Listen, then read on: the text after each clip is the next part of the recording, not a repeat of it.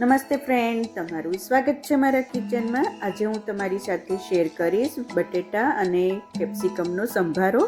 તો ફ્રેન્ડ્સ, આમ તો સંભારો બધાએ પોતપોતાના ઘરમાં બનાવતા જ હોય છે, પણ આજે હું તમને મારી સ્ટાઇલથી બતાવીશ કે કેવી રીતે બનાવો. તો સૌથી પહેલાં અહીંયા મેં 3 બટેટા લઈ લીધા છે અને 2 અલગ અલગ કલરના કેપ્સિકમ લીધા છે. હવે આપણે આ બટેટાની પતલી એવી સ્લાઇસ કરવાની છે. તો સૌથી પહેલાં આપણે બટેટાને કટ કરી એની સ્લાઇસ કરી લઈશું. સંભારો બનાવવો એ એકદમ સિમ્પલ રેસીપી છે. 5 થી 7 મિનિટમાં સંભારો બની જાય છે. જો ઘરમાં શાક ના હોય અને ક્યારેક ડિનર કે લંચ બનાવવાની ઉતાવળ હોય, તમે ખાલી સંભારો અને રોટલી સાથે સર્વ કરી દો તો પણ ચાલે. અને આ સંભારાને દાળ ભાત, શાક, રોટલી, જે સિમ્પલ ગુજરાતી ભાણું બનાવીએ એની સાથે તો ખૂબ જ સારું એવું કોમ્બિનેશન લાગે છે. તો ફ્રેન્ડ્સ, બટેટાની સ્લાઇસ થઈ ગઈ છે. હવે એમાંથી આવી રીતે પતલી એવી ચિપ્સ જેવું આપણે કટ કરી લઈશું. અને બધા જ બટેટા કટ થઈ જાય પછી હવે આપણે કેપ્સિકમની પણ સેમ રીતે કટ કરી લઈશું. કેપ્સિકમમાંથી પણ આગળ પાછળનો ભાગ કટ કરી વચ્ચેથી બીજાવાળો ભાગ કટ કરી લઈશું.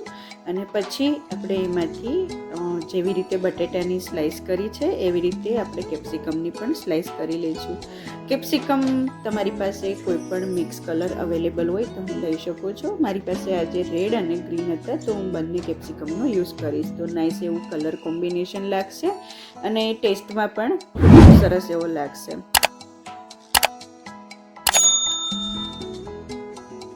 બટેટા અને કેપ્સિકમ સરસ રીતે કટ થઈ ગયા છે. હવે 4 થી 5 લીલા મરચાંને પણ આવી રીતે ઊભા ચીરા કરી કટ કરી લઈશું. મરચાંથી સંભારામાં એક સરસ એવી તીખાશ આવી જશે, એટલે મરચાંની તીખાશ પ્રમાણે યુઝ કરવા.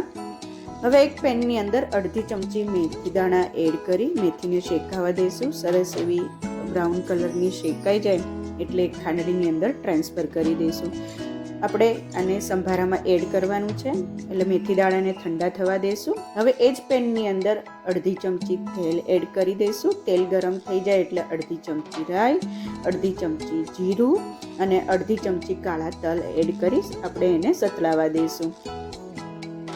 અને અડધી ચમચી વ્હાઈટ તલ એડ કરશું. ઢાંકણ ઢાંકી રાખવું એટલે તલ અને રાઈ ફૂટતી વખતે ઉડે નહીં.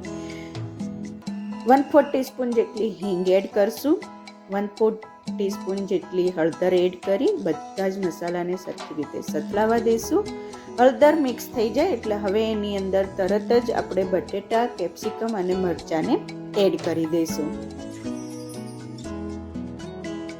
ફ્રેન્ડ્સ, આવી રીતે આપણે કોઈ પણ સંભારો બનાવવો હોય, કોબી, ગાજર, ટિંડોરા કે આવી રીતે બટેટા કેપ્સિકમનો સંભારો બનાવીએ તો એમાં વઘાર કરતી વખતે પહેલાં થોડીક હળદર એડ કરી દઈએ તો સંભારાનો કલર છે એ ખૂબ સારો એવો આવે છે. તો હવે આપણે બટેટા કેપ્સિકમને સરખી રીતે મિક્સ કરી દઈશું. ગેસની ફ્લેમ હાઈ રાખી 1 મિનિટ માટે આપણે સરખી રીતે બટેટાને અને કેપ્સિકમને ચડવા દઈશું. 1 મિનિટ પછી સરસ રીતે બટેટા મિક્સ થઈ ગયા છે. હવે સ્વાદ પ્રમાણે મીઠું એડ કરી દઈશું અને ફરીથી બટેટા અને કેપ્સિકમ જોડે મીઠું સરખી રીતે મિક્સ કરી દઈશું અને 2 મિનિટ માટે ઢાંકણ ઢાંકી ગેસની ફ્લેમ મીડિયમ ટુ લો રાખી અને આ સંભારાને આપણે ચડવા દઈશું. તો ફ્રેન્ડ્સ, હવે 2 મિનિટ પછી આપણે ચેક કરી લઈએ સંભારો સરખી રીતે ચડી ગયો છે કે નહીં. સરસ રીતે કેપ્સિકમ અને બટેટા ચડીને રેડી થઈ ગયા છે. હવે છેલ્લે આપણે અડધી ચમચી જેટલો લીંબુનો રસ નીચોવશું, અડધી ચમચી ધાણા જીરું પાવડર એડ કરશું અને લાસ્ટમાં જે આપણે મેથી દાણા શેકીને રાખ્યા હતા એને ખાંડીને એડ કરી દઈશું. તો ફ્રેન્ડ્સ, આવી રીતે મેથી દાણા એડ કરવાથી સંભારાનું સુગંધ અને સ્વાદ બંને ખૂબ જ સરસ એવા આવે છે. સરખી રીતે બધા જ મસાલાને મિક્સ કરી દઈશું અને આ સંભારો છે હવે ખાવા માટે રેડી છે. તો ફ્રેન્ડ્સ, ખૂબ જ ઝડપથી બની જતો આ સંભારો તમે રોટલી, શાક, દાળ ભાત કે કોઈ પણ પરાઠા જોડે પણ ખાઈ શકો છો. તો હવે ગેસની ફ્લેમ બંધ કરી હવે આ ગરમ ગરમ સંભારાને આપણે સર્વ કરશું. તો ફ્રેન્ડ્સ, આ બટેટા કેપ્સિકમના સંભારાની એકદમ સિમ્પલ એવી રેસીપી તમને કેવી લાગી મને ચોક્કસથી જણાવજો. ખૂબ જ ટેસ્ટી એવો સંભારો બને છે. તમે ચોક્કસથી ટ્રાય કરજો. અને જો તમને મારી આ રેસીપી પસંદ આવી હોય તો પ્લીઝ મારી ચેનલને લાઇક કરજો, તમારા ફ્રેન્ડ્સ અને ફેમિલી સાથે શેર કરજો અને સબસ્ક્રાઈબ કરી બાજુમાં રહેલા બેલ બટનને પ્રેસ કરી દેજો, જેથી તમને મારી નવી રેસીપીઓનું નોટિફિકેશન મળતું રહે. Thank you for watching. ફરીથી મળીએ એક નવી રેસીપી સાથે. ત્યાં સુધી બાય.